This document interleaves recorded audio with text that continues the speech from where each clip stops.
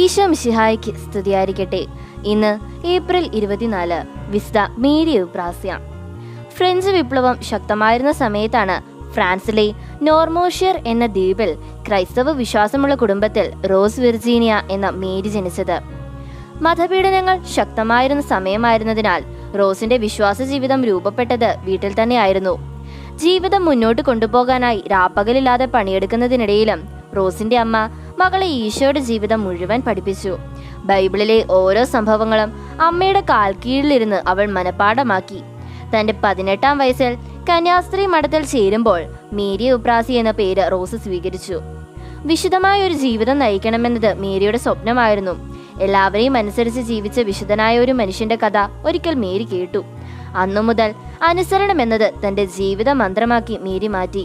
തന്റെ മേലധികാരികളോട് ചോദിച്ച് അനുവാദം വാങ്ങിയ ശേഷം എല്ലാവരെയും അനുസരിച്ച് ജീവിക്കുമെന്നുള്ള നേർച്ച മേരി പരസ്യമായി പ്രഖ്യാപിച്ചു. തന്റെ ഒപ്പം ജീവിക്കുന്ന സന്യാസികളിലേറെയും പൂർണ്ണമായ വിധേയത്വത്തോടെ പ്രാർത്ഥനയും ഉപവാസവും മാത്രമായി കഴിയാനാണ് ആഗ്രഹിക്കുന്നതെന്ന് മനസ്സിലാക്കിയ മേരി 1825 പുതിയൊരു സന്യാസ സമൂഹത്തിന് തുടക്കം കുറിച്ചു. വളരെ പെട്ടെന്ന് തന്നെ ആ സമൂഹം ശ്രദ്ധിക്കപ്പെട്ടു. ലോകത്തിന്റെ വിവിധ ഭാഗങ്ങളിലേക്ക് പരിശീലനം നൽകിയ സന്യാസികളെ മേരി അയച്ചു. അവർ അവിടെയെല്ലാം സന്യാസിനി മഠങ്ങൾ തുടങ്ങി. ഇന്ത്യ അടക്കം 20-ലേറെ രാജ്യങ്ങളിൽ കന്യാസ്ത്രീ മഠങ്ങൾ സ്ഥാപിക്കപ്പെട്ടു.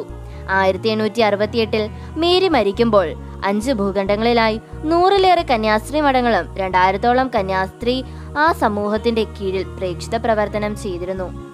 1940 മെയ് 2-ന് പോപ്പ് പയസ് 12-ാമൻ മാർപ്പാപ്പ വത്തിക്കാനിലെ സെയിന്റ് പീറ്റേഴ്സ് ചത്വരത്തിൽ നിന്നുകൊണ്ട് വിശുദ്ധ മേരി എബ്രാസ്യ വിശുദ്ധയായി പ്രഖ്യാപിച്ചു. ലോകം മുഴുവൻ വ്യാപിച്ചു കിടക്കുന്ന വിശുദ്ധ മേരിയുടെ ആരാധനാ സമൂഹത്തിന് ഇന്ന് വിവിധ രാജ്യങ്ങളിലായി 3-ലേറെ മഠങ്ങളുണ്ട്. ദൂരയാത്ര ചെയ്യുന്നവരുടെ മധ്യസ്ഥയാണ് വിശുദ്ധ മേരി എബ്രാസ്യ അറിയപ്പെടുന്നത്. ഇന്നീ ദിവസം ദൂരയാത്രയ്ക്കായി ഒരുങ്ങുന്ന എല്ലാവരെയും സമർപ്പിച്ച് നമുക്ക് പ്രാർത്ഥിക്കാം. ദൈവം നമ്മെ എല്ലാവരെയും സമൃദ്ധമായി അനുഗ്രഹിക്കട്ടെ.